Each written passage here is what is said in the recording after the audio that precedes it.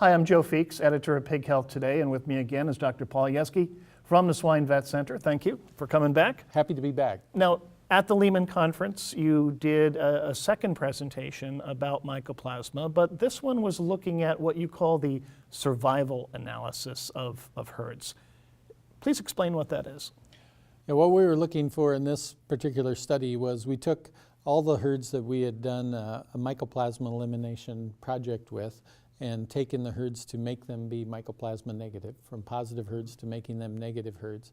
And then we just went through to say how successful were we at making these herds actually become negative.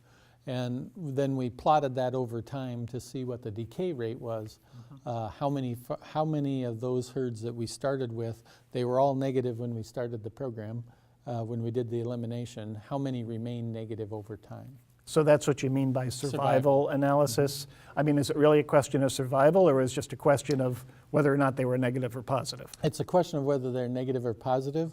The statisticians use survival as a mechanism of describing it in the literature.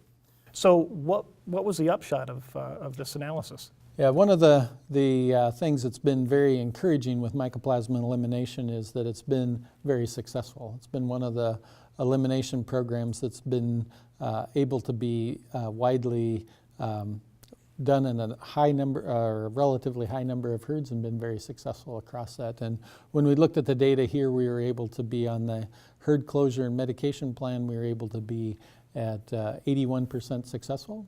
And when we looked at the whole herd medication with no herd closure, we were at, I think it's 62%. I said 64 before, but it's 62%. So when we went through and looked at that, also the herds where we did no herd closure, we saw that those herds decayed at a much faster rate. And essentially, those herds would, if they were going to decay, they would decay in the first 8 months.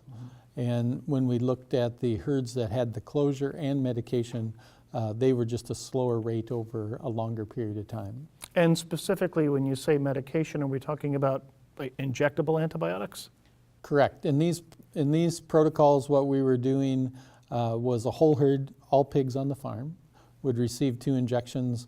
And the majority of these we used Duraxin, where we injected the herd, and then we came back 2 weeks later and injected all the animals a second time. And the result of that? We were able to, without any closure, without any change to the pig flow to the farm, we were able to be in that 62% effectiveness. So you're able to, 62% were able to stay negative. Yes. As a result. And so I think part of the decay in the treatment with no closure, we know that the organism, that mycoplasma in an animal that gets infected, they can shed the organism up to 240 days or 8 months of time. And so I believe what's happening when we do no herd closure is that some of those herds decay rapidly because we never got it totally eliminated.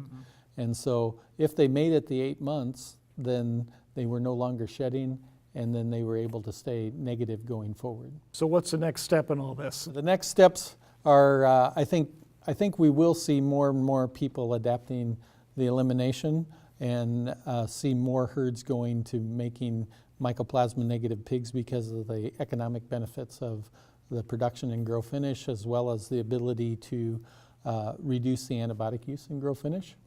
So there's a couple reasons for that.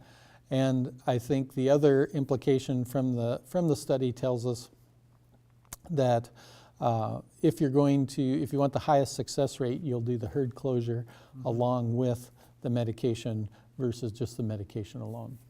Excellent.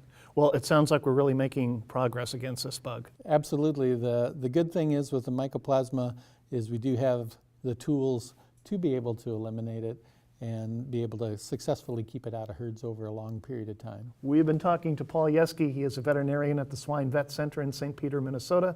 As always, Paul, thank you. You bet. Thanks.